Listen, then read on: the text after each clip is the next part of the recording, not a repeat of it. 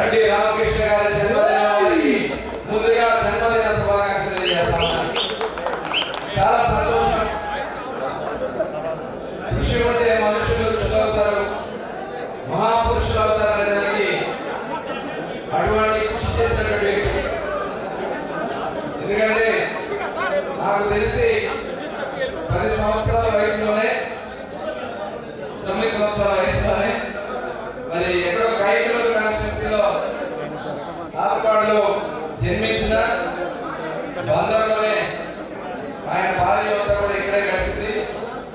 ఇక్కడే ఒక సామాన్యమైనటువంటి ఒక హోటల్లో వర్క్ చేసుకుని అంచెలంచెలుగా ప్రతి రూపాయిని జాగ్రత్తగా మరి ఇన్వెస్టర్స్ ఎక్కడైతే చేయాలో అక్కడ చేస్తూ ఒక ఉన్నతమైన స్థానానికి వచ్చినటువంటి వ్యక్తి బండి రామకృష్ణ గారు.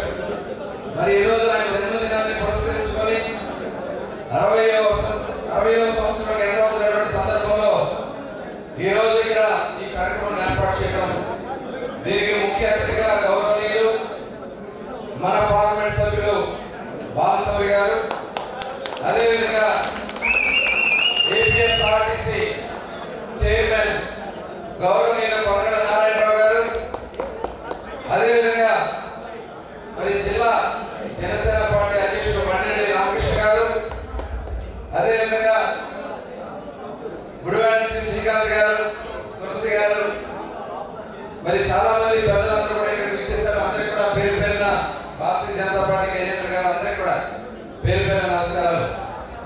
చాలా సంతోషం. ఎందుకంటే ఆయన చిన్నతనం నుంచి నేను చూశాను. వాళ్ళ హోటల్కి వెళ్ళి బజ్జీలు వచ్చిన సందర్భాలు కూడా స్కూల్లో చదువుకునేటప్పుడు హోటల్లో బజ్జీలు కానీ అన్ని కూడా అక్కడికి ఆయన చూశాడు, చాలా దగ్గరగా చూస్తాడు. తర్వాత రాజకీయాలకి మరి అనుకోని పరిస్థితుల్లో పవన్ కళ్యాణ్ గారి మీద ఉన్న అభిమానంతో మరి ఆయన ముందుకు వచ్చి పోటీ చేసి నేను కూడా కలిసి పోటీ చేయడం జరిగింది. కానీ అప్పుడు ఇద్దరు ఓడిపోయాం.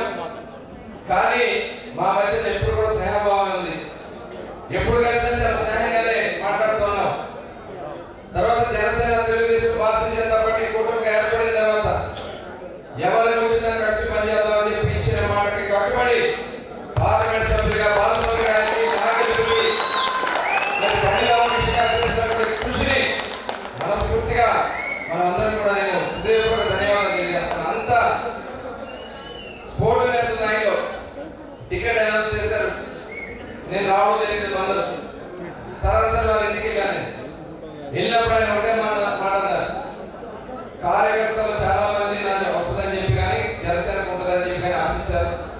వాళ్ళ అభిప్రాయాలు తీసుకుంటారు. ఖచ్చితంగా పవన్ కళ్యాణ్ గారు ఏది ఆదేశిస్తే ఆని కట్టుబడి పనిచేస్తాను, తప్పకుండా మీకు ఎదుర్కొనే కృషి చేస్తానని చెప్పి చెప్పడం కూడా జరిగింది.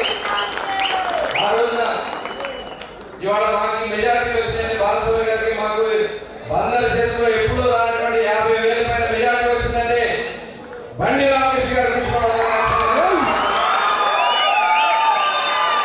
చాలా సమన్వయ పరిస్థితి.